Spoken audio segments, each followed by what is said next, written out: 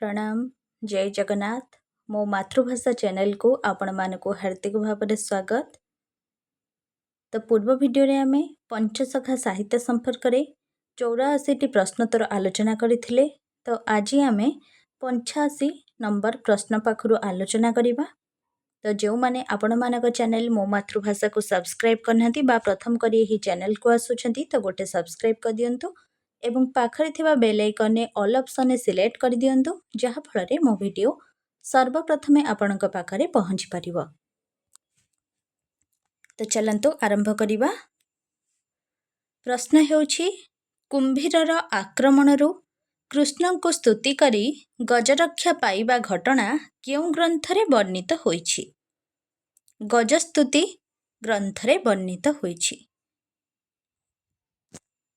परवर्ती प्रश्न जगन्नाथ दासंक भागवत दशम स्कंद गोपलीलार 30, 31, 32, 33 और 34 पांचटी अध्याय को नहीं केउ ग्रंथटी प्रकाशित होइछि? रास पंचाध्यायी। सुक परीक्षितंक उक्ति प्रत्युक्ति छଳରେ केउ ग्रंथर विषय वस्तु रचित होइछि? रास पंचाध्यायी ग्रंथ। रास पंचाध्यायी रे वर्णित श्रीकृष्ण केउ गोपींक सहित अंतर्धान होइथिले? वृंदावतींक सहित। परवर्ती प्रश्न हेउछि गोपी माने कृष्ण, पूतना, सकटा, तृणावर्त, वत्सासुर, बकासुर प्रभृति भूमिकारे अभिनय प्रदर्शन करिबा प्रसंग केउ ग्रंथरे उल्लेख अछि? रास पंचाध्यायी ग्रंथरे। मोते भगति जे करंती एमंत होए तांक मती दरिद्र जेह्ने धन पाई प्राणु अधिक संभाळई पुणी हराई सेही धन विषाद होए तार मन।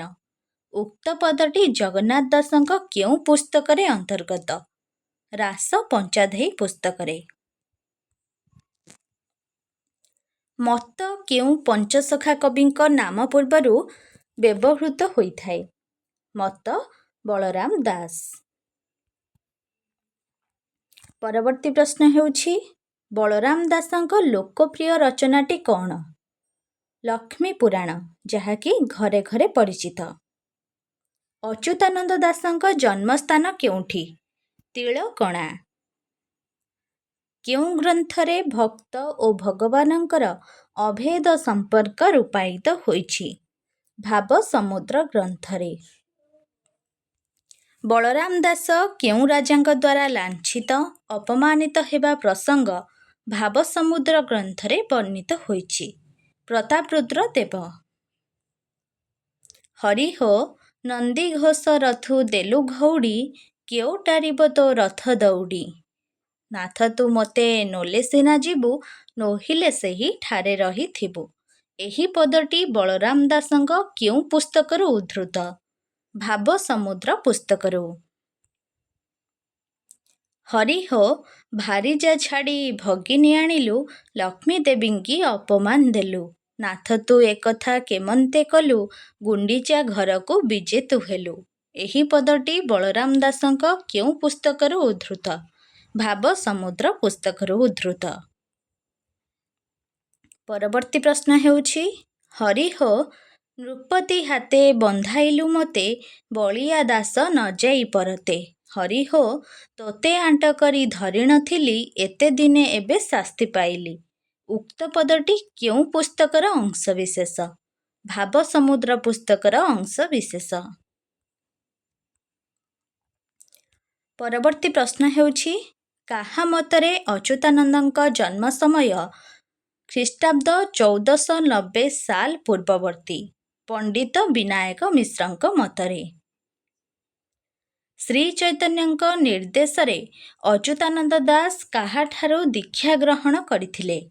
श्री नित्यानंदंक ठारु। गुरु भक्ति गीतार रचयिता किए? अच्युतानंद दास। परवर्ती प्रश्न हेउछि गुरु भक्ति गीतार वर्णना अनुसारे अच्युतानंद गुरुंक नाम कौन? सनातन। ଶିଶୁ ସମ୍ପ୍ରଦାୟର ପ୍ରତିଷ୍ଠାତା କିଏ? ଅନନ୍ତ ଦାସ। ଅଚ୍ୟୁତାନନ୍ଦଙ୍କ ଉଦୟ କାହାଣୀ ଅନୁସାରେ ଅନନ୍ତ ଦାସଙ୍କ ଜନ୍ମ ସମୟ କେତେ? 1486 ଖ୍ରୀଷ୍ଟାବ୍ଦ। ଅନନ୍ତ ଦାସ କାହାଠାରୁ ବୈଷ୍ଣବ ଦୀକ୍ଷା ଓ ସୂର୍ଯ୍ୟ ଏକାକ୍ଷର ମନ୍ତ୍ର ପ୍ରାପ୍ତ ଲାଭ କରିଥିଲେ? ଶ୍ରୀ ଚୈତନ୍ୟଙ୍କ ଠାରୁ। ଅଧ୍ୟାପକ ଆର୍ତ୍ତବଲ୍ଲଭ ମହାନ୍ତିଙ୍କ ମତରେ ଅନନ୍ତ ଦାସଙ୍କ ଜନ୍ମ ସମୟ କେତେ? 1493 ଖ୍ରୀଷ୍ଟାବ୍ଦ।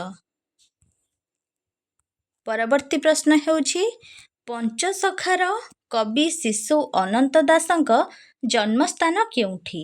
ବାଲିପାଟଣା ଗ୍ରାମ। ଶିଶୁ ଅନନ୍ତ ଦାସ କେଉଁ ଗ୍ରନ୍ଥରେ ରାଧା ଓ କୃଷ୍ଣଙ୍କୁ ଜୀବାତ୍ମା ଓ ପରମାତ୍ମା ରୂପରେ କଳ୍ପନା କରିଛନ୍ତି? ହେତୁ ଉଦୟ ଭାଗବତ। କାହାକୁ କେନ୍ଦ୍ର କରି ଓଡ଼ିଶାରେ ବୈଷ୍ଣବ ଧର୍ମ ଗଢ଼ି ଉଠିଥିଲା? ଶ୍ରୀ ଜଗନ୍ନାଥଙ୍କୁ କେନ୍ଦ୍ର କରି। ଶ୍ରୀରାଧା କୃଷ୍ଣ ବେନିଜନ ଜୀବ ପରମ ରୂପେ ଜାଣ। ଏହି ଉକ୍ତିଟି କବି ଅନନ୍ତ ଦାସଙ୍କ କେଉଁ ଗ୍ରନ୍ଥର ଅନ୍ତର୍ଗତ? ହେତୁ ଉଦୟ ଭାଗବତର ଅନ୍ତର୍ଗତ।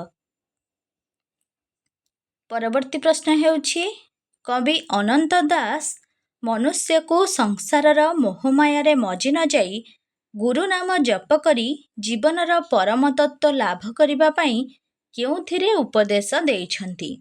ବାଇମନ ଭଜନରେ ଉପଦେଶ ଦେଇଛନ୍ତି।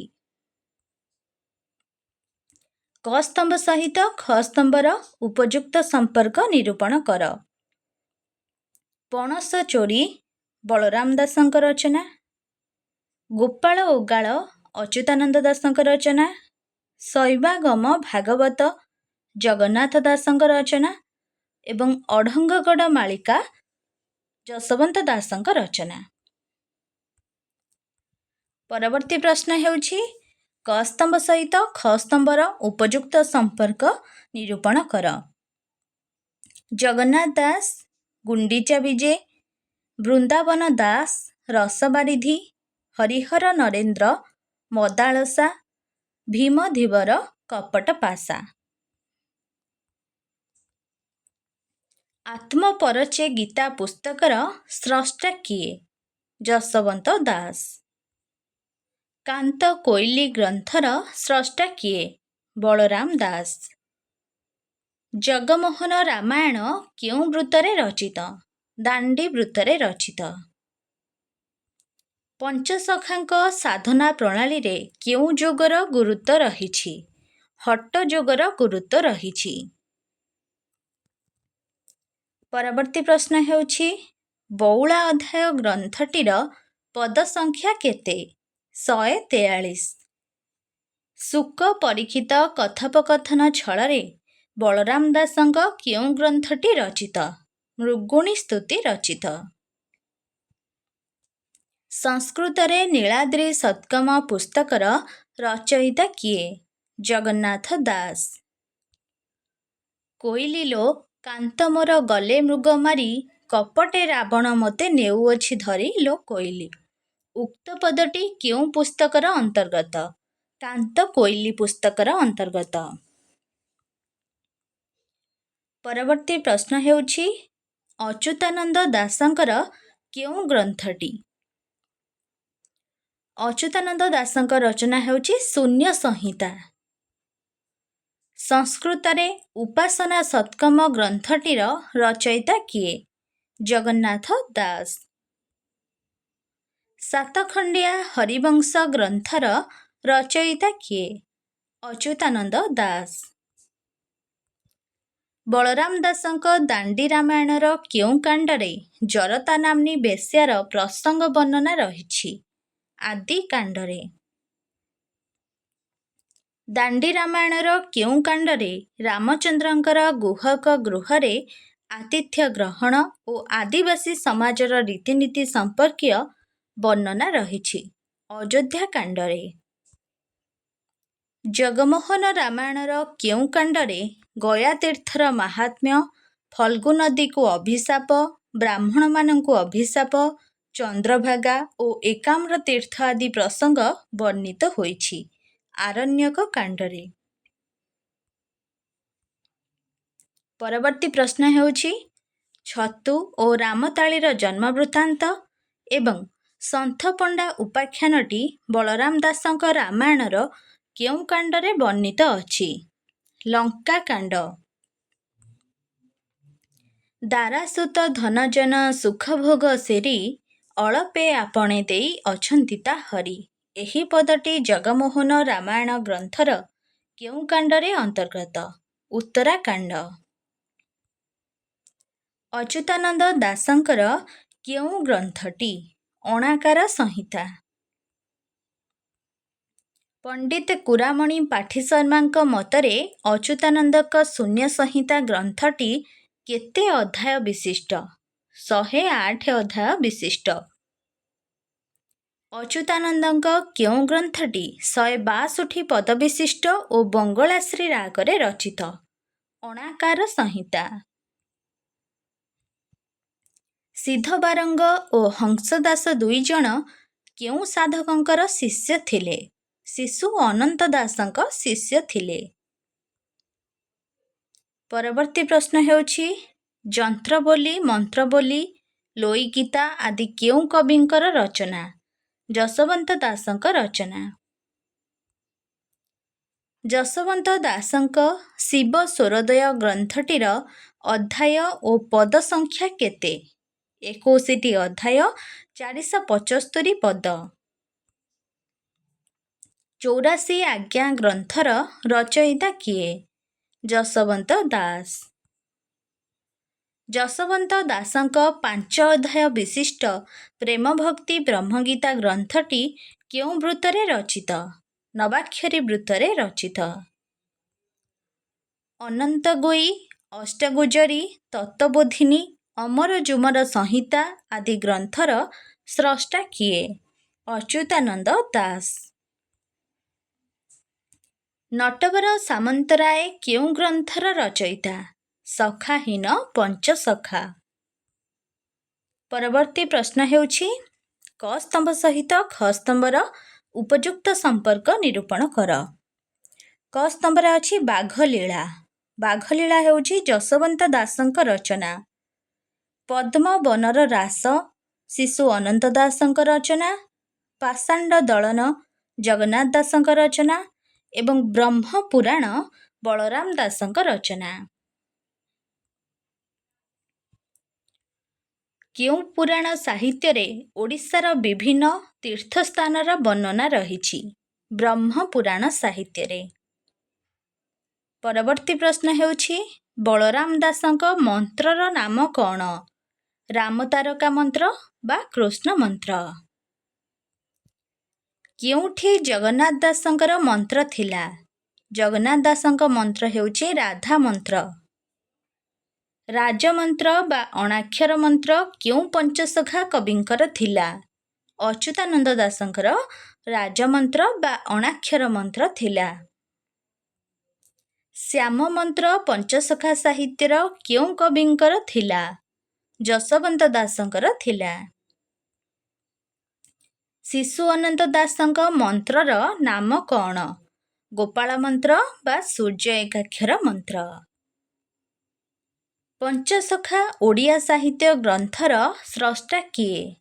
ଦେବେନ୍ଦ୍ର ମହାନ୍ତି।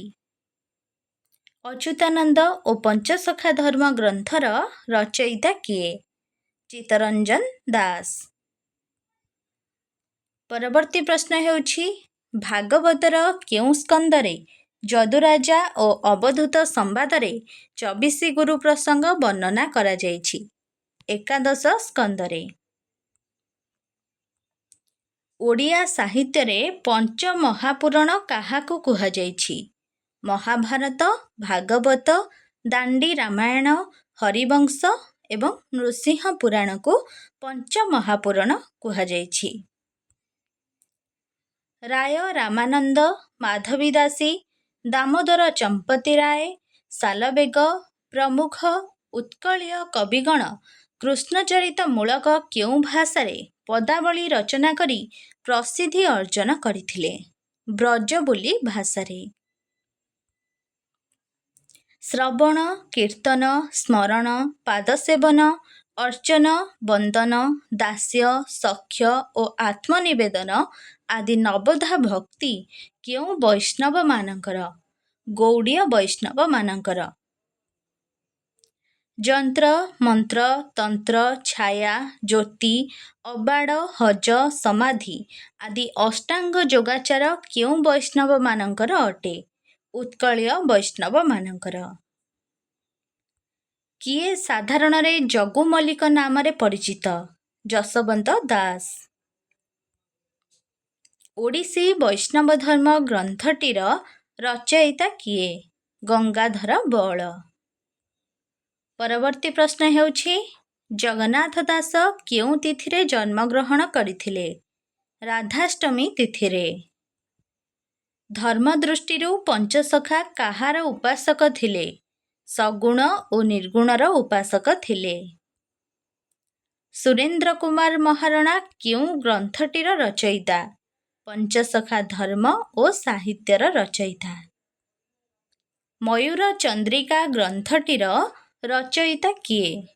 ବାଳକ ଶ୍ରୀହରି ଦାସ।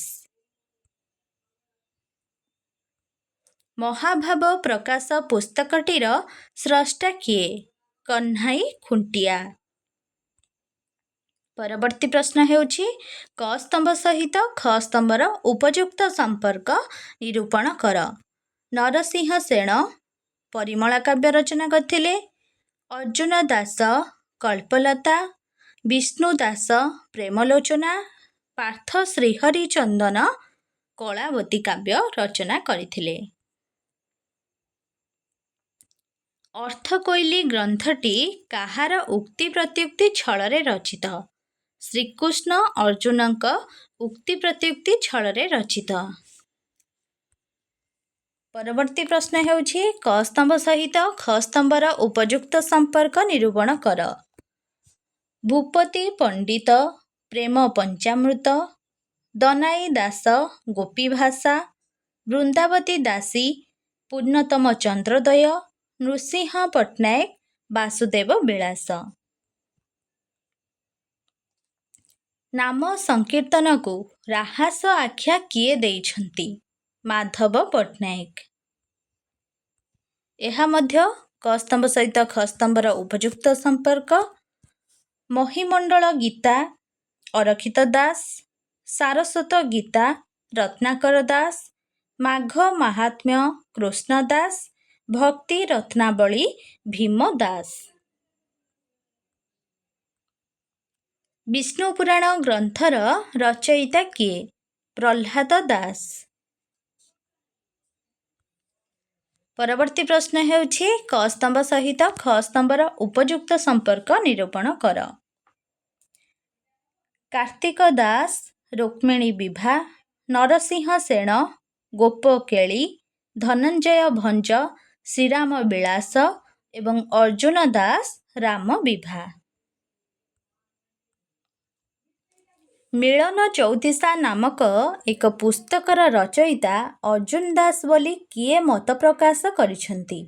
ଡକ୍ଟର କୃଷ୍ଣଚରଣ ସାହୁ। ଓଡ଼ିଆ ସାହିତ୍ୟର ପ୍ରଥମ ଛନ୍ଦବଦ୍ଧ କାବ୍ୟ କେଉଁଠି? ରାମ ବିଭା। ଓଡ଼ିଆ ସାହିତ୍ୟର ପ୍ରଥମ କାଳ୍ପନିକ କାବ୍ୟ କ'ଣ? କଳ୍ପଲତା ହେଉଛି ପ୍ରଥମ କାଳ୍ପନିକ କାବ୍ୟ। ପ୍ରଥମ ଛନ୍ଦବଦ୍ଧ କାବ୍ୟ ହେଉଛି ରାମ ବିଭା, କାଳ୍ପନିକ କାବ୍ୟ କଳ୍ପଲତା। କ ସ୍ତମ୍ଭ ସହିତ ଖ ସ୍ତମ୍ଭର ଉପଯୁକ୍ତ ସମ୍ପର୍କ। ରସକୁଲ୍ୟା ଚଉତିଶା ହେଉଛି ଦାମୋଦର ଦାସଙ୍କ ରଚନା। ଶଶି ସେଣା ପ୍ରତାପ ରାୟଙ୍କ ରଚନା। ଉଷାଭିଳାଷ ଶିଶୁ ଶଙ୍କର ଦାସଙ୍କ ରଚନା ଏବଂ ଲୀଳାବତୀ ରଘୁନାଥ ହରିଚନ୍ଦନଙ୍କ ରଚନା। 12ଟି ଛାନ୍ଦ ବିଶିଷ୍ଟ ଉଷାଭିଳାଷ କାବ୍ୟର ପ୍ରଥମ ଛାନ୍ଦରେ କେଉଁ ଦେବତାଙ୍କୁ ସ୍ତୁତି କରାଯାଇଛି? ଶ୍ରୀ ଜଗନ୍ନାଥଙ୍କୁ ସ୍ତୁତି କରାଯାଇଛି। 6ଟି ଛାନ୍ଦ ବିଶିଷ୍ଟ ଚାଟ ଇଚ୍ଛାବତୀ କାବ୍ୟର ରଚୟିତା କିଏ? ବନମାଳୀ ଦାସ। ପରବର୍ତ୍ତୀ ପ୍ରଶ୍ନ ହେଉଛି ଦଶ ଛାନ୍ଦ ବିଶିଷ୍ଟ ରୁକ୍ମିଣୀ ବିଭା କାବ୍ୟଟି କାହାର ଅବଲମ୍ବନରେ ରଚିତ ବୋଲି କବି କାର୍ତ୍ତିକ ଦାସ ସୂଚନା ଦେଇଛନ୍ତି? ଭାଗବତ ଓ ପଦ୍ମପୁରାଣ। 10ଟି ଛାନ୍ଦ ବିଶିଷ୍ଟ ରାମ ରାବଣ ଯୁଦ୍ଧ ଏକ କ୍ଷୁଦ୍ର କାବ୍ୟର ରଚୟିତା କିଏ? କାର୍ତ୍ତିକ ଦାସ। ପରବର୍ତ୍ତୀ ପ୍ରଶ୍ନ ହେଉଛି 24ଟି ଛାନ୍ଦରେ ବିଭକ୍ତ ରହସ୍ୟ ମଞ୍ଜରୀ କାବ୍ୟର ସ୍ରଷ୍ଟା କିଏ? ଦେବଦୁର୍ଲ୍ଲଭ ଦାସ। କ ସ୍ତମ୍ଭ ସହିତ ଖ ସ୍ତମ୍ଭର ଉପଯୁକ୍ତ ସମ୍ପର୍କ। ଗୋପୀ ଚନ୍ଦନ ହେଉଛି ଚାନ୍ଦ ଦାସ। ଆହେ ନୀଳ ଶୈଳ ସାଲବେଗଙ୍କ ରଚନା। ଚନ୍ଦ୍ରାବତୀ ବିଳାସ ହରିଦାସଙ୍କ ରଚନା ଏବଂ ଜ୍ଞାନ ଚୂଡ଼ାମଣି ଭଉଁରୀ ଦାସଙ୍କ ରଚନା। ଶଶିସେନା କାବ୍ୟଟି କେତେ ଛାନ୍ଦ ବିଶିଷ୍ଟ? 14ଟି ଛାନ୍ଦ ବିଶିଷ୍ଟ। ବିପ୍ର ଦିବାକର ଦାସଙ୍କ ଜଗନ୍ନାଥ ଚରିତାମୃତ ଜୀବନୀ ଗ୍ରନ୍ଥ କେତେ ଅଧ୍ୟାୟ ବିଶିଷ୍ଟ? 24 ଅଧ୍ୟାୟ ବିଶିଷ୍ଟ। ହରିହର ନରେନ୍ଦ୍ରଙ୍କ ମଦାଳସା କାବ୍ୟଟି କେତେ ଛାନ୍ଦ ବିଶିଷ୍ଟ? 13 ଛାନ୍ଦ ବିଶିଷ୍ଟ। କୃଷ୍ଣ ଭକ୍ତି ରସାମୃତ ଚରଣ ସୁଧାନିଧି ଭକ୍ତି ବିନୋଦ ନାମକ କୃଷ୍ଣୋପାସନା ମୂଳକ କାବ୍ୟତ୍ରୟର ସ୍ରଷ୍ଟା କିଏ?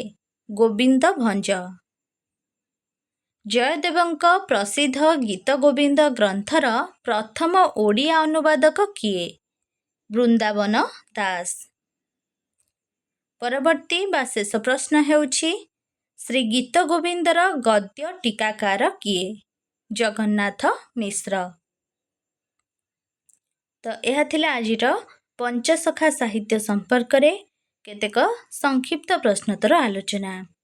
ଆଶା କରୁଛି ଏହା ଆପଣମାନଙ୍କ ପାଇଁ ବହୁତ ଉପାଦେୟ ହେବ। ଭିଡ଼ିଓ ଭଲ ଲାଗିଥିଲେ ଲାଇକ୍ କରିବାକୁ ଆଦୌ ଭୁଲିବେନି ଏବଂ ସାଙ୍ଗମାନଙ୍କୁ ମଧ୍ୟ ସେୟାର କରିଦେବେ, ଯାହାଫଳରେ ସେମାନେ ମଧ୍ୟ ଉପକୃତ ହୋଇପାରିବେ। ତ ରହୁଛି, ଧନ୍ୟବାଦ।